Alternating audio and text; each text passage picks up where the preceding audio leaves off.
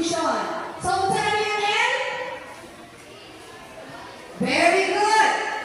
E stands for embrace challenges. Unsa may mga lisod kaayo nga inyong na-experience sa atong tulong adlaw?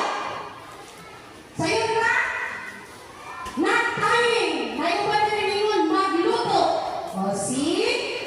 Naging mo'y nakatunan sa pagluto. So, sa balay, kabalo naman magluto. Unsa na yung giluto ba? Ay, itlog. Okay. Again, unsa na i? Embrace challenges. A. Act with integrity. Unsa man ang integrity? Di papaling-paling ba? Pero di papaling-paling. Dito lang ko sa iya, adali lang ko. Kinahanglan kung unsay sakto, barugan. Kasabot? Oo. Kauban na siya sa one of the 12 points. Unsa man? Honest. Kinahanglan, honest ka.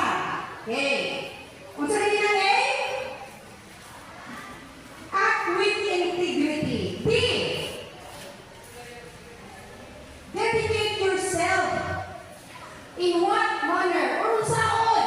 By doing your best. Every day, do good turn daily. Do your best. Okay. Saan ang B? Best. Next, 6. Nano na 6? Kinsay makahatag sa ko sa tema karon? May preview.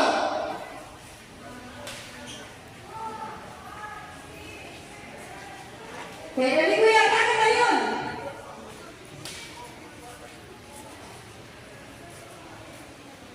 Sixty years of excellence.